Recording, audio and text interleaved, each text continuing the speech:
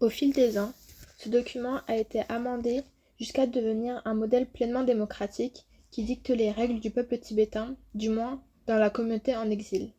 En novembre 1963, nous avons organisé dans ma résidence à Dharamsala le premier sommet réunissant toutes les écoles du bouddhisme tibétain, un événement mémorable.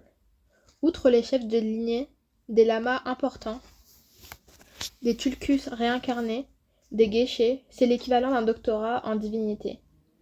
Des universitaires et des membres de l'administration tibétaine étaient présents. Ces 4 jours de rencontres nous ont fourni une excellente opportunité de créer les bases d'un fort sentiment d'unité à travers les traditions diverses du bouddhisme tibétain, ainsi qu'à encourager un effort commun pour préserver les riches traditions religieuses du Tibet.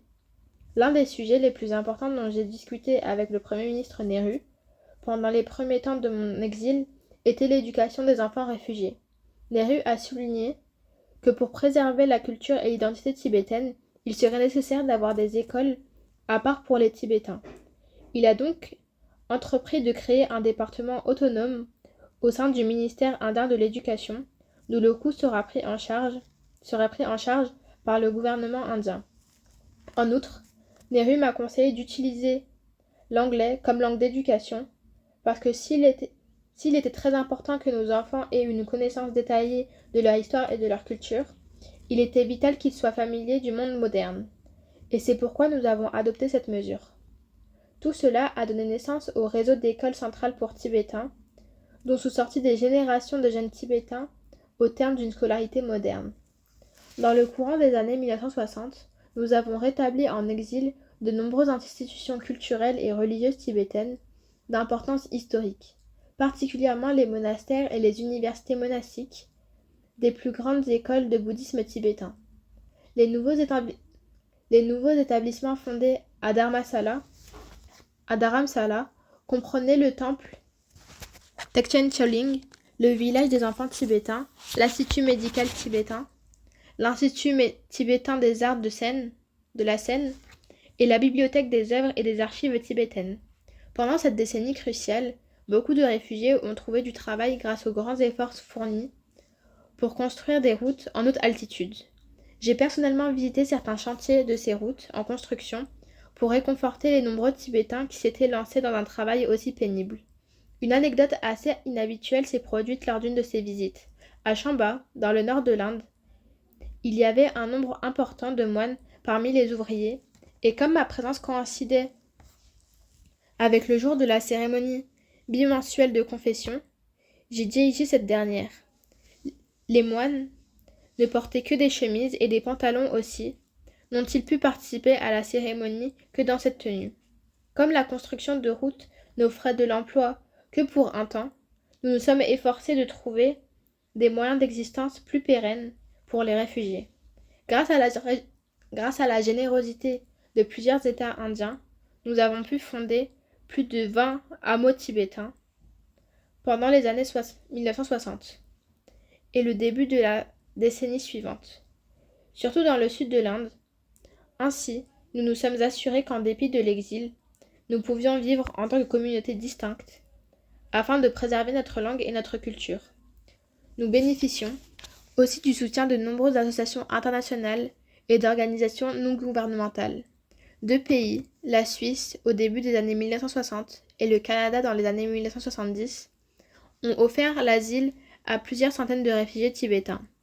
Nous avons pu envoyer de nombreux enfants et jeunes adultes tibétains suivre des études au Royaume-Uni, en France, en Allemagne, en Suisse, en Suède, au Danemark, en Norvège, en Iran et au Japon, dont beaucoup ont par la suite pu exercer de nombreuses fonctions dans nos bureaux en exil.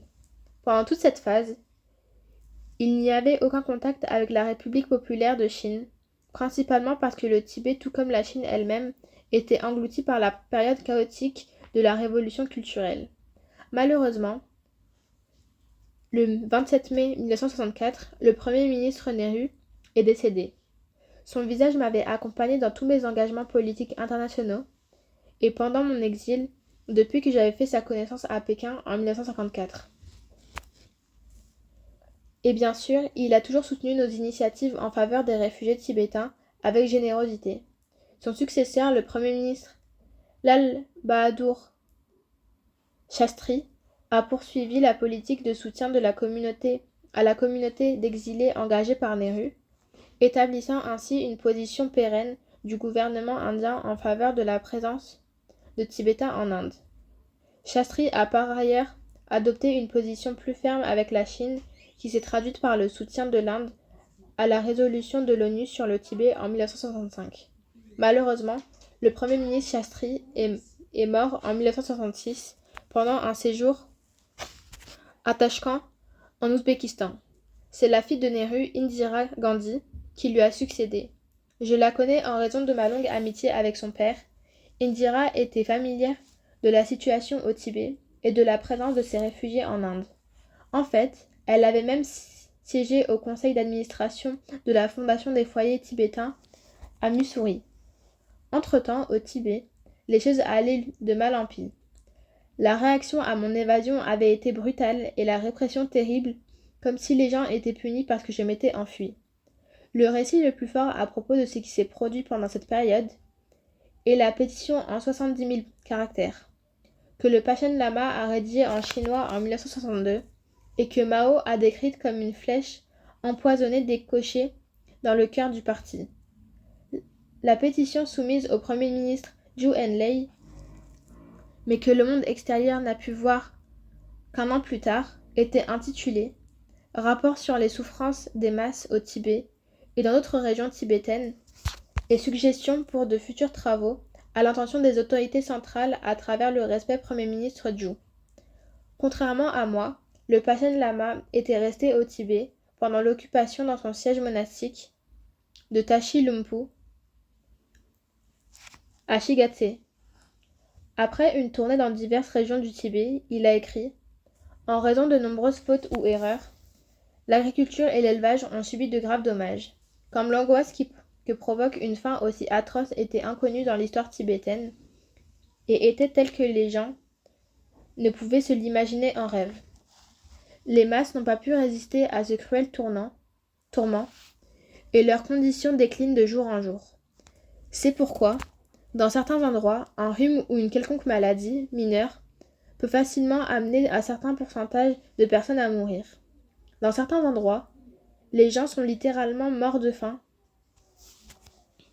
parce qu'il n'y avait plus rien à manger. Dans d'autres lieux, on a vu des familles entières mourir, hommes ou femmes, jeunes ou vieux. Dès qu'ils me voyaient, les gens pensaient à l'amertume de la période et ne pouvaient empêcher les larmes de leur venir aux yeux. Entre deux sanglots, quelques-uns des plus braves d'entre eux m'ont dit « Ne laissez pas mourir de faim toutes les créatures vivantes, ne détruisez pas le bouddhisme, n'exterminez pas le peuple de nos terres enneigées. Tels sont nos vœux et nos prières. Telles sont les espérances concises, mais exhaustives et profondes, plus urgentes que le désir d'eau lorsqu'on a soif, de la grande masse des personnes, qu'elles soient laïques ou dans les ordres, suscitées par l'amertume résultant des événements qui se sont produits, et de la situation actuelle dans certaines régions du Tibet. L'un des problèmes les plus importants que le Panchen Lama soulève dans sa pétition est lié à la production de la nationalité tibétaine et de son identité culturelle au sein de la République populaire de Chine. Sans aucun doute, c'est la crainte au chauvinisme Han qui l'inquiète. Il écrit « Quand la langue, les vêtements, les coutumes et d'autres caractéristiques importantes disparaissent, alors la nationalité aussi. » Sur la question de la destruction de la religion, le Panchen Lama déclare « Avant la réforme démocratique, il y avait plus de 2500 monastères au Tibet, de grande, moyenne ou petite taille. Après la réforme démocratique, seuls 70 monastères environ ont été maintenus par le gouvernement. C'est une réduction de plus de 97%.